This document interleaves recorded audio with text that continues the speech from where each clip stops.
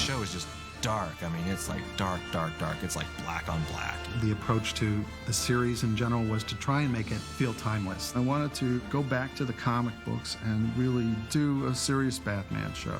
And it worked great, and it was just a show you wanted to watch again and again. There was something about it that just punched you right in the face when you turned on the TV.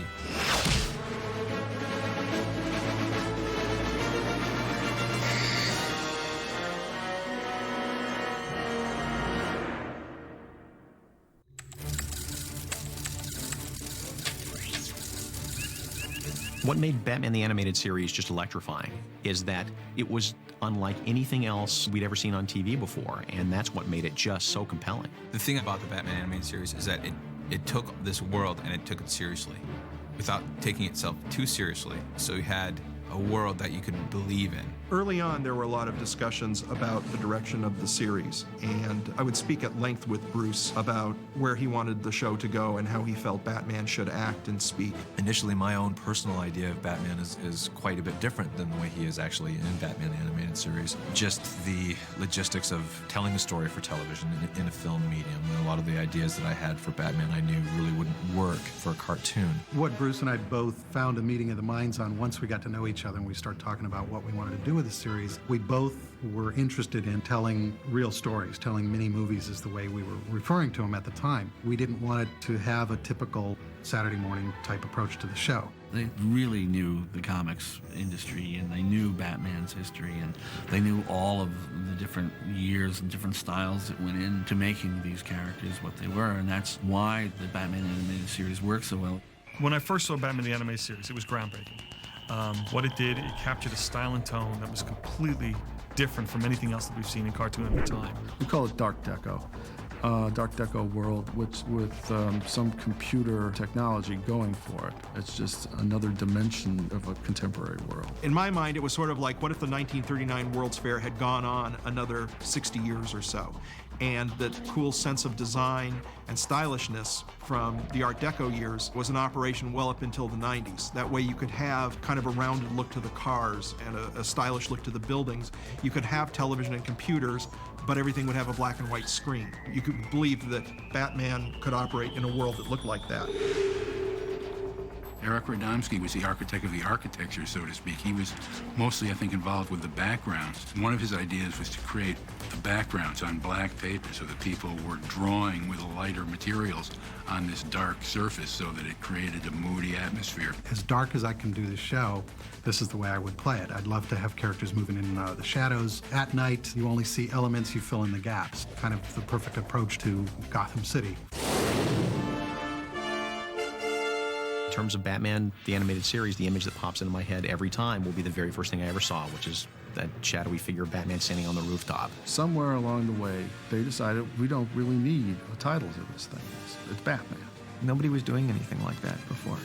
And actually incorporating the Warner Brothers logo was really very old world. It was really cool. It made the show feel like it belonged in another time. And the greatest shot is when Batman just leaps onto one of them, and you don't even see what he did to the guy, but the guy is just out. Everything that you need to know about Batman is in that 30-second opening.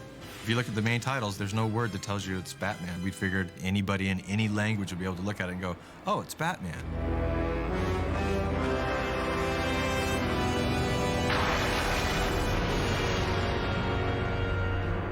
Bruce was very determined to tell the show as visually as possible, which was a challenge and a very bold direction. It was kind of, guerrilla cartoon making to a degree, because we were just taking our skills and knowledge that we had accumulated, but at the same time willing to throw the rule book out if we thought that we could get a cool cinematic effect out of it or a good storytelling device.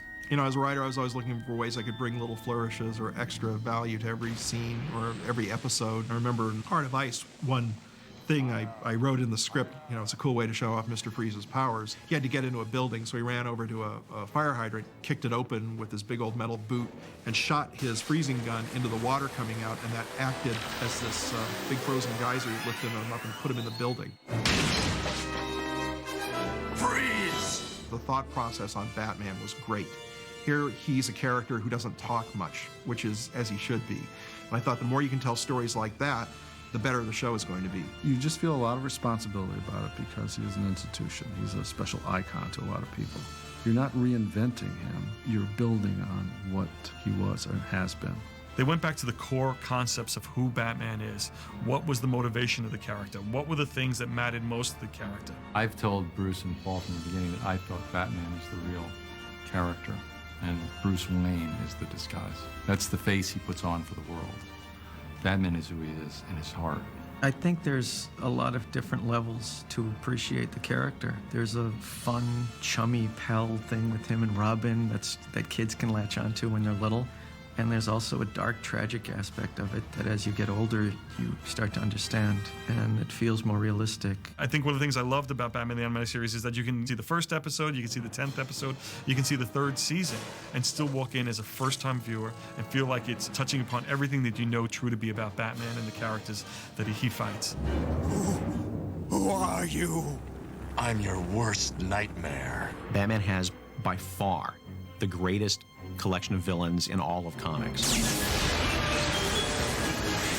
Oops! Looks like we're experiencing technical difficulty. But don't worry, folks. We're still on the air. So often the Joker has been played as sort of like a harmless clown or a total raving psychotic madman, which actually defeats the purpose of doing the character, because then he becomes totally unsavory. He had these really demonic, scary eyes and this tooth-filled grin that looked like the Blue Meanies in Yellow Submarine. With the Joker, I felt we struck a nice balance between the clown and the killer. We also got into his personality a lot and really made him kind of a scary character. And he was a character that you didn't get bored with seeing. Sherlock Holmes has his Professor Moriarty. Batman has his Joker. That's why the Joker's endured for so long. Most people would just go out and commit the crime. He likes to announce that he's going to do things and challenge you to stop him. It is to laugh, huh, Mr. J? Harley Quinn, yeah, my favorite. Hear, hear! Paul was right in this episode where he just kind of had this weird idea. It's like, oh, wouldn't it be fun if one of the Joker's henchmen was a hench girl? And then I just made her kind of a screwball who would say things with a goofy attitude, yet when the Joker called on her to pull a trigger, she could do it. Harley Quinn was such a big hit. I mean, they've made toys and statues. They've incorporated her into the comic books. She has her own series. You know, I think Harley Quinn is a great foil for Joker. I'm not an actor anymore. I'm not even a man. I love the visuals of Clayface, and they did a terrific job with him. From being an actor to being this monster that can look like anybody, Clayface was really great. All that dripping and all that, oh my gosh. It was a lot of hard work. The transformation effects that they did on the Clayface character, they even went beyond what we had actually put on the board. I mean, we actually tried to throw in every trick we could think of at the time on how to make the shape-shifting look great. You know, they would have the head spin up and rotate and then morph into something else. To this day, that really stands out as like a real stellar piece of animation in Warner Brothers animation history. Don't bother to adjust the picture. For the next 5 minutes, I'm in control. Two-Face was the first character that we put our own stamp on. Fortunately, Alan Burnett came up with some really good psychological twists for the character that really had never really been seen before in the comics or elsewhere. I actually consulted with a psychologist to come up with a backstory that would be suitable for children's programs. I was interested in doing a show about a split personality who was already in trouble before he actually changed into Two-Face. That whole play on the psychology of that character was really the most satisfying from the villain pool because, again, he was human and he had, he was torn. And that part of it was great fodder for good storytelling. Harvey!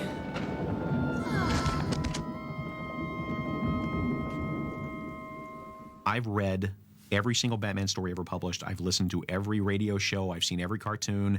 I've read every book. And Heart of Ice is easily one of the best Batman stories ever told. Since you ally yourself with my enemies, you leave me no choice. My first script was the Mr. Freeze episode, Heart of Ice, and I had talked to Bruce about, hey, wouldn't it be cool to take the Mr. Freeze character in this direction? We had discussed the idea of a man with no emotions who had suffered a great tragedy, and that made him very cold. Up until we got a hold of him in the Adam West show, he was obviously played kind of silly. He was always just kind of a generic, cold villain. He never really had any kind of psychological motivation or anything. I guess it strikes a chord with me, seeing that villain portrayed so sympathetically, and seeing Batman try and understand that, and Mr. Freeze is almost more emotionally balanced than Batman is. It's really a cool dichotomy.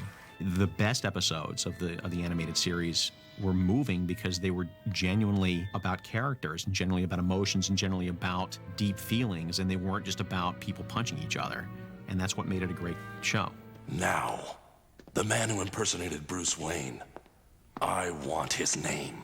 They didn't just hire generic cartoon voice actors. Bruce and his crew set out to hire actors who happened to be in a cartoon show, and that made all the difference. The name. Now. Some of the characters we filled fairly easily, and then some of the ones we kind of had to keep looking for because we just weren't hearing what we wanted to hear. And Batman himself, being the most important character in the series, was also, not surprisingly, the most difficult part to cast. Last chance.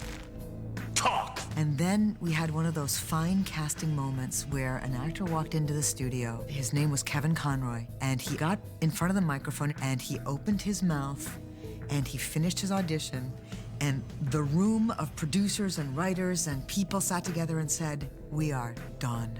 The minute he opened up his mouth and started reading the Batman dialogue, his voice went down into that Batman voice. I just went to a very dark and private place in my vocal range, because it seemed like such a dark, private world he lived in. And we all just kind of went, "Whoa, I think we got him. I think we got our Batman." He's good, but no actor is that good.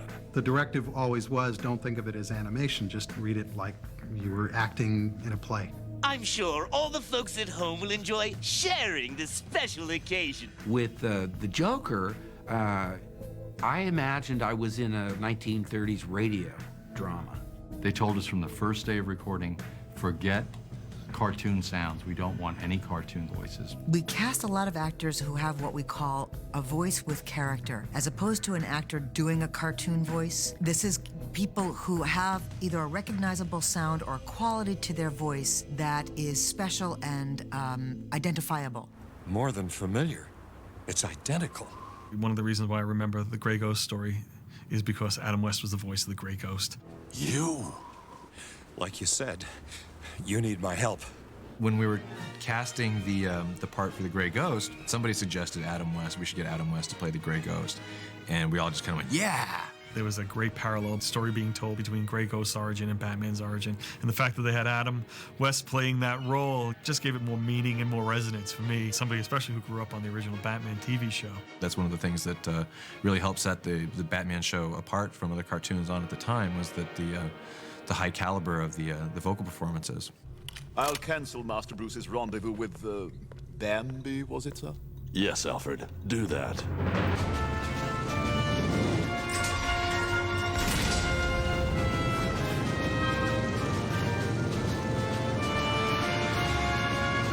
Everybody was very impressed by the music that Danny Elfman had done for the first Batman movie, and we thought that was definitely the right direction to go, that kind of retro, noir, mysterioso kind of score.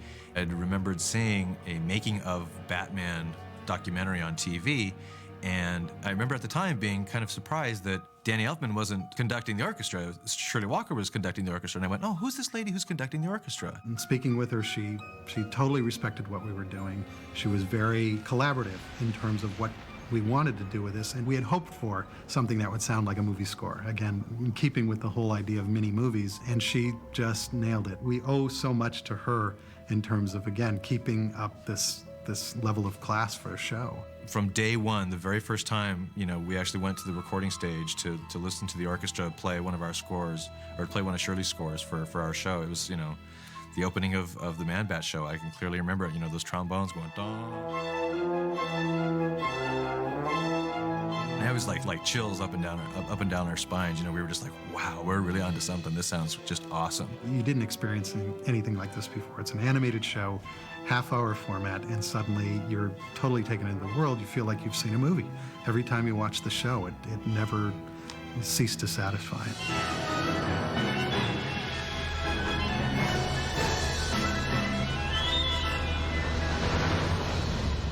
When we got the first show back, animated from Japan on Leather Wings, Eric and I both just breathed a huge sigh of relief. And even without the score or the sound effects on it, we knew, we'd kind of struck gold. We were so jazzed when we saw that first footage. We saw Batman doing Batman stuff, and it was so cool, and it worked so well.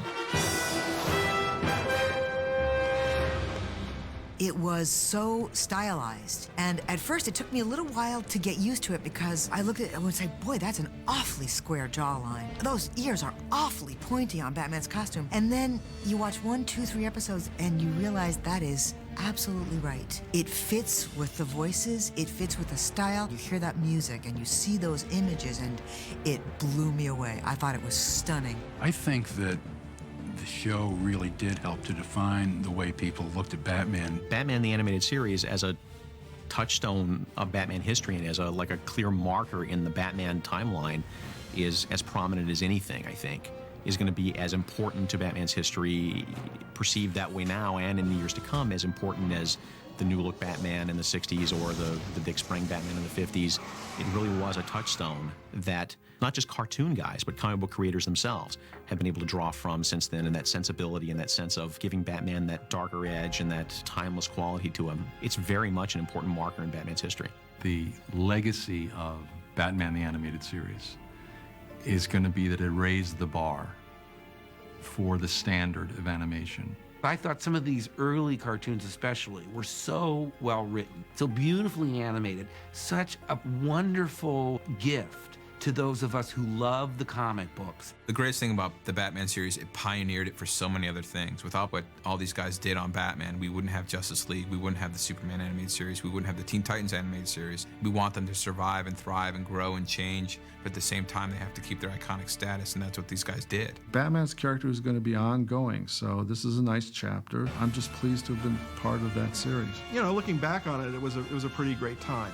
It's hard for me not to idealize it as this sort of wonderful moment where we were all happy and blissfully doing our job and thinking, oh, we're making the Heart of Ice episode, we're making On Leather Wings, you know, we're making something great. It's like, no, we were guys doing jobs, and a really good one came along. For my money, this is the quintessential Ultimate Batman because it incorporates all aspects of the history of Batman.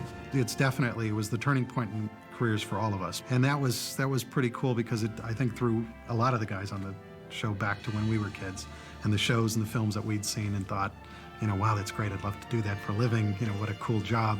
Suddenly we were in that place, and to have people react to it and enjoy the same things that we were enjoying, that was the ultimate satisfaction.